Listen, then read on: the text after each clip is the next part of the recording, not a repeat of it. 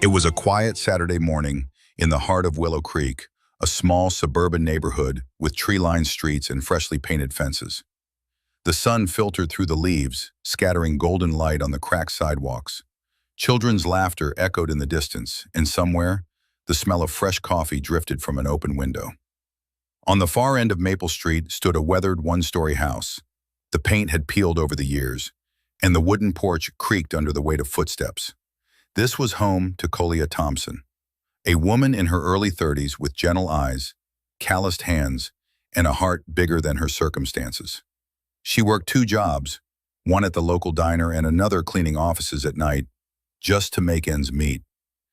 To the casual eye, Colea was just another poor resident in the neighborhood. But what most didn't see was her quiet strength, her unshakable dignity, and a dream she had carried for years. One sunny afternoon, Colea was tending to her small front yard, planting marigolds along the fence, when a sleek black SUV pulled up next door. Out stepped Victoria Hensley, the newly moved-in neighbor. She was tall, perfectly dressed, with a diamond ring that caught the sunlight like a flash of lightning. At first, Colea smiled and offered a polite wave, but Victoria only glanced at her with a mix of curiosity and disdain. "You live here?" Victoria asked, her tone dripping with condescension. Colea nodded. "Yes, been here 10 years. Victoria's eyes swept over Colea's faded jeans, the old house, the squeaky porch. Then she smirked. "Well," she said, pulling out her phone, "I suppose every neighborhood has its charity case." The words stung like a slap. Colea's cheeks flushed, but she stayed silent. She had learned long ago that not every insult deserved an answer. Over the next few weeks, Victoria's behavior grew worse. She would loudly gossip with other neighbors about Colea's pitiful little house. She even told real estate agents that the eyesore next door was lowering property values. The final straw came during the annual neighborhood block party. Colea had begged her famous cinnamon rolls to share, but as she approached the buffet table, she overheard Victoria's voice, sharp and mocking. "Can you believe she brought food? I wouldn't touch anything from that kitchen. Who knows if she even has running water?" A few people chuckled uncomfortably. Colea felt the laughter slice through her like a cold blade. Her hands trembled as she set the tray down. The cinnamon rolls, once a symbol of warmth, now felt like a cruel joke.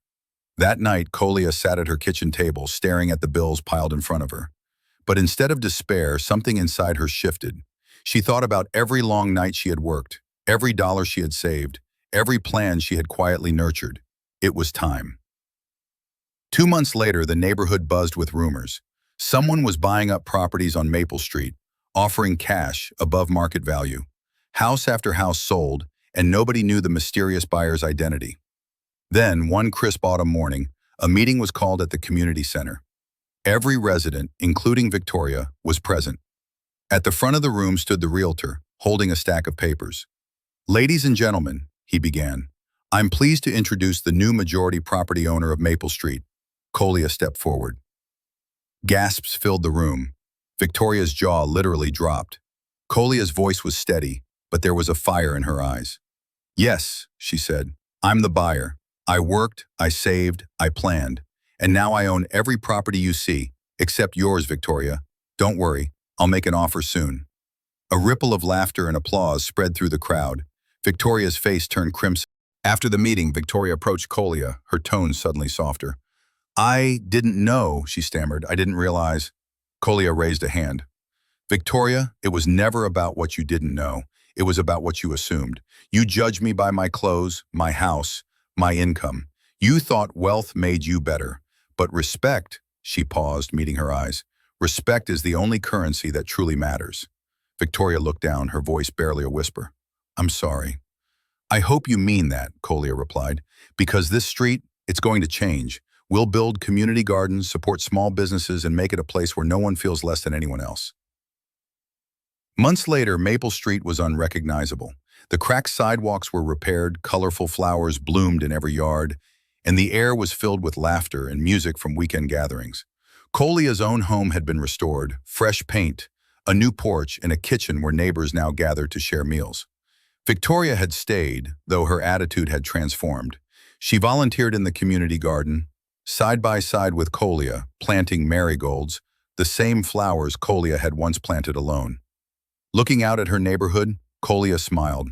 She had not just bought houses, she had bought change. Her story became a quiet legend in Willow Creek, a reminder that true wealth isn't measured by what you own, but by how you lift others when they're down. Never underestimate someone based on their circumstances. Today's charity case might just be tomorrow's leader, builder, and visionary. If Colia's story touched your heart, leave your thoughts in the comments below. Subscribe for more powerful, real-life stories of resilience and justice. And share this video, because the world needs more reminders that dignity and kindness are priceless.